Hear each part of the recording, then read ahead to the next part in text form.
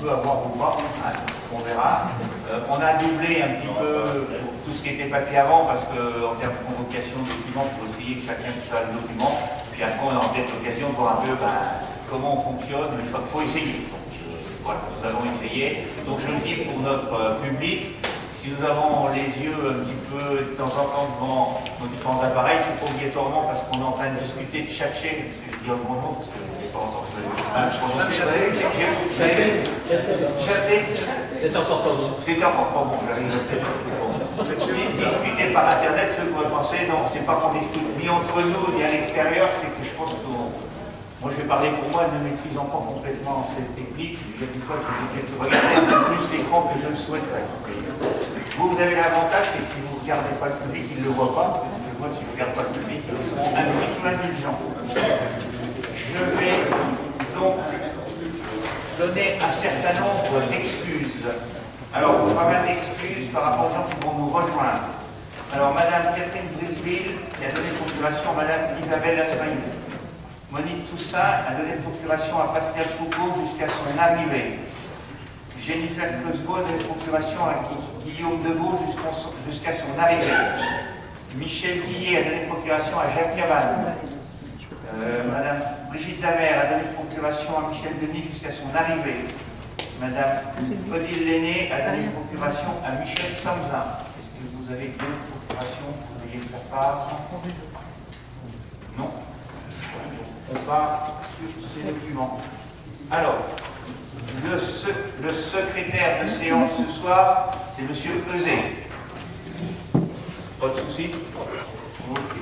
Il causera moins.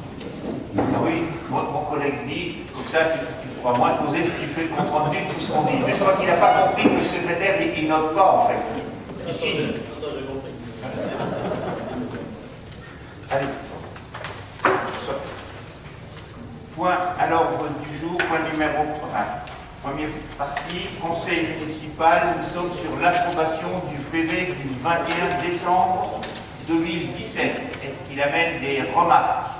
Monsieur Zest. Oui, ça va pas m'empêcher de parler, je vais commencer tout de suite.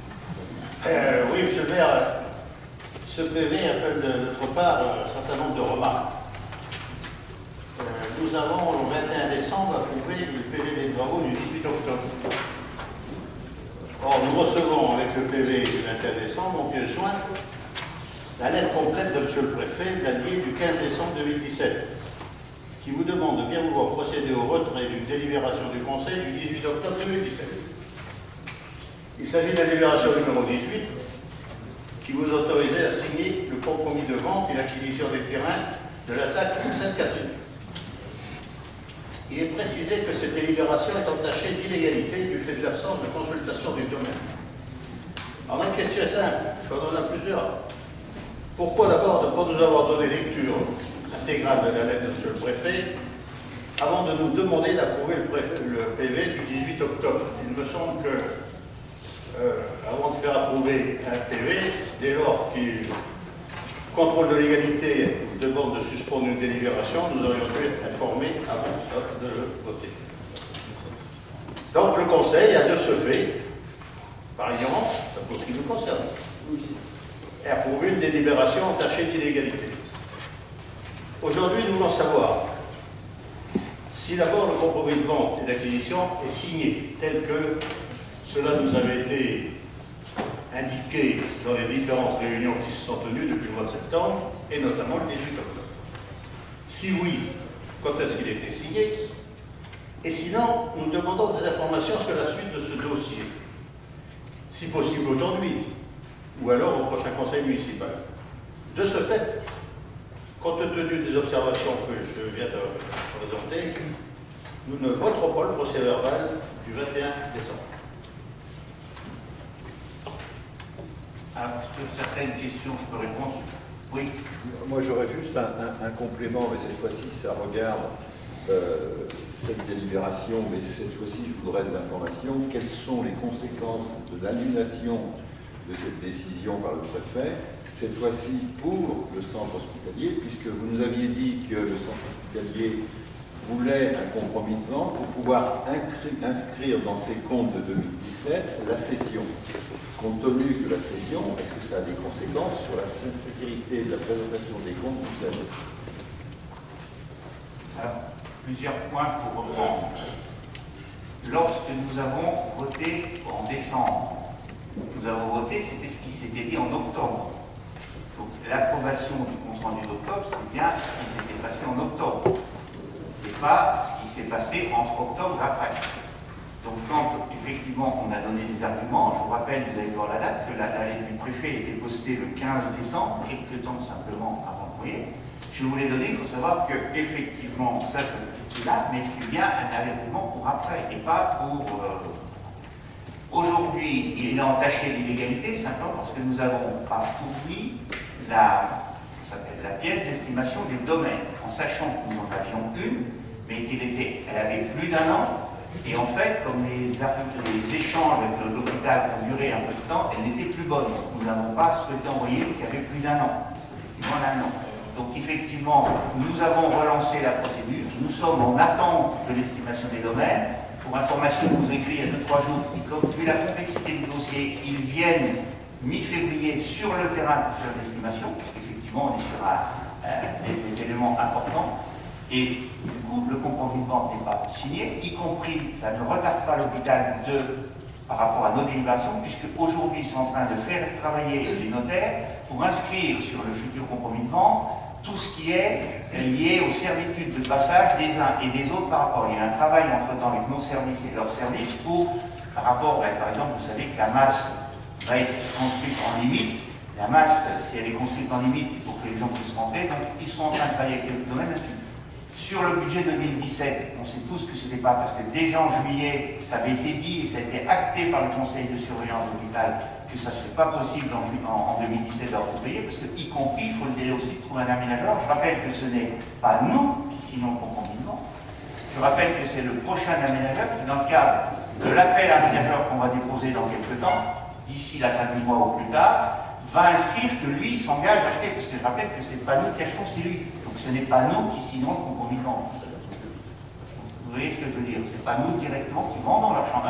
On va effectivement, aujourd'hui, qui achetons, c'est bien l'aménageur qui, dans le cadre du contrat qu'il va proposer, s'engage à acheter sur les montants qu'on proposera, qu'on a discuté avec l'hôpital, donc 1 650 000 €, et c'est à partir de ça, c'est bien lui, concrètement, achetant. Donc il ne peut pas acheter ici un compromis de vente tant qu'il n'est pas choisi. Aujourd'hui, on ne sait pas qui est l'aménageur. On va lancer l'annonce pour dire qui prend en charge l'aménageur.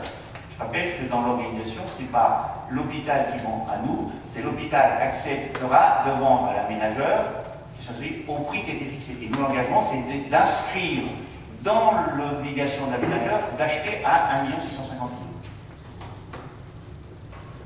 Voilà. Je suis désolé, dans la délibération du mois d'octobre, il était bien précisé que cette délibération était mise en place pour permettre à l'hôpital d'inscrire dans les recettes de 2017 le projet de vente. Aujourd'hui, ça a été dit à l'hôpital des cellules, et on dit, je ne vais pas venir de cette délibération puisqu'on l'avait avant, il savait que c'est en 2018, parce qu'on savait que de toute façon, ça ne peut pas être techniquement rentrer en 2017. Raison de plus pour ne pas avoir fait cette délibération en octobre 2017, si on savait déjà que ça s'inscrirait en 2018. Pourquoi cette précipitation de faire en octobre et en décembre? Ce n'est pas une précipitation. Eux, ils avaient besoin d'inscrire pour leur projet d'hôpital la recette prévisionnelle qui allait venir. Ils étaient bien dans... Eux, c'était important qu'ils puissent inscrire, que ce n'était pas un simple projet qu'on discutait, qu'il y avait une volonté de la mairie de l'inscrire, et c'était eux qui avaient besoin de ce document. Quand on l'a fait en octobre, eux avaient besoin, et ce document leur va très bien. Oui, sauf que ce document, maintenant, il est illégal. Non, il est décalé dans le temps. Il est décalé dans le temps. Attendez, combien de fois on a des opérations qui sont décalées dans le temps? Aujourd'hui, ça a été dit, je peux vous dire, il y avait l'ATP, il y avait le directeur régional, il y avait l'ARS, et ils ont dit, effectivement, ils veulent un document. Et c'était ça, l'objet du document, c'était bien d'acter sur ce montant qu'il allait, nous, on s'engageait à l'écrire dans l'aménageur. Voilà. Et effectivement, aujourd'hui, on ne peut pas proposer une délit pour elle. Quand on aura l'estimation des domaines, on n'en fera pas. Et effectivement, on apportera la délibération communautaire avec l'estimation de domaine pour faire repartir, ce qui n'empêche pas qu'aujourd'hui, les contacts avec l'hôpital continuent exactement pareil, puisqu'effectivement, je vous dis, c'est sûr, chez les notaires, c'est eux qui ont souhaité rajouter un certain nombre d'éléments sur les échanges et les droits de passage. Alors peut-être qu'on pourra revenir plus loin ici, peut-être en commission peut-être urbaniste, c'est plus simple, ça c'est peut-être mieux pour montrer les documents. Voilà ce qu'il en est. On est dans le calendrier pour les travaux de l'hôpital. Et aujourd'hui, par rapport à la décision du préfet de nous demander de retirer la délibération, qu'est-ce qu'on fait? On retire la délibération ou pas? Moi, je ne propose pas on la retirera en même temps qu'on présentera l'autre, parce que en même temps qu'on fera l'autre, parce que sinon on est dans un vide juridique. Si on retire la délibération, on est dans le vide juridique en disant on retirera au prochain conseil en même temps qu'on vous proposera la délib complète avec l'estimation des domaines. Je pense qu'on va en rediscuter tout à l'heure avec la convocation sur Sainte-Catherine. Michel avec les réserves qu'on a, donc bien sûr qu'on est d'accord pour le projet Stafet, avec des réserves que Michel précisera tout à l'heure. Donc, suite à cet échange par rapport à l'approbation du PV précédent, vous êtes sur la non-approbation par rapport à l'information donnée après coup. Je vais encore polémiquer. Non, mais c'est pour savoir comment on enregistre. On ne peut même pas approuver ce PV, dès lors qu'on nous dit en plus, on ne retire pas la délibération qui est demandée par les services, par la préfecture, qui dit quoi? Dès lors, je vous demande de bien vouloir procéder au retrait de la délibération de votre conseil municipal du 18 octobre. C'est pour moi qui le dis, c'est l'aide du préfet. Mais il ne demande pas quelle date le faire, on le fera en même temps que l'autre parce qu'on a un vide juridique. Et on ne souhaite pas qu'il y ait un vide juridique pour pouvoir continuer de travailler. Et là, vous allez continuer de travailler avec une délibération qui est complètement illégale. Elle n'est pas complètement. C'est vous qui l'envoyez, c'est vous qui avez la majorité. Non, c'est moi qui prends la responsabilité, oui, mais je rappelle que c'est marqué, il faut aller jusqu'au bout, entaché d'illégalité, ça ne veut pas dire qu'elle est complètement illégale, et par rapport à l'absence de consultation des domaines. C'est donc pas une remise en cause de l'ensemble du fond de la délibération. Je vous demande, écoutez, on lit. On va pas y passer les nuits, on a d'autres choses à faire. On a des choses à dire, on vous dit qu'on ne votera pas ce PV pour cette raison-là, on pointe à dire. Après, le reste, on verra. Non, mais c'est pour ça que c'est d'ailleurs là-dessus que je suis revenu. Par rapport à la délibération d'approbation, vous n'approuvez pas le procès verbal par rapport à cet élément. On va bien qu'on enregistre. Par rapport à la déclaration que nous avons faite, on n'approuvera pas le procès verbal. Donc, cette situation ne sera pas réglée d'une manière très claire. On veut que les choses soient claires quand même. Alors, on nous dit qu'il fallait aller vite pour que ce soit tout. Dans le budget en 2017 de l'hôpital, moi je savais très bien que ça ne se ferait pas parce que pour bien longtemps qu'on le sait que les choses ne sont pas si simples que cela. Et j'espère que ça sera possible en 2018. On est un petit peu plus patient, je veux dire, on y verra un petit peu plus clair au prochain conseil. J'espère parce que, effectivement, alors il faut savoir que maintenant les domaines sont plus secteurs, ont été rapprochés sur Clermont et du coup c'est plus compliqué, mais en particulier pour eux. Et c'est vrai que quand on avait les domaines sur Moulins, les estimations étaient plus rapides aussi. C'est une réalité, je veux dire. Là, par contre, c'est vrai que février viennent voir, parce que d'ailleurs, je m'entends qu'ils viennent voir parce que les échanges d'informations sur des zones aussi grandes que ça, c'est un peu compliqué si on n'est pas sur le terrain. C'est ça, c'est la mi-février. Hein. Le 14. Et c'est vrai que si, par exemple, ils étaient venus, ils avaient pu venir avant et faire plus vite, on aurait peut-être pu avoir une délibération aujourd'hui, puisque ça sera la même, simplement on va être annexé la délibération des domaines. Bon. Ok, donc vous votez pas l'approbation, par contre pas d'abstention. Ok, je vous remercie. Alors, nous allons aller sur les différents points.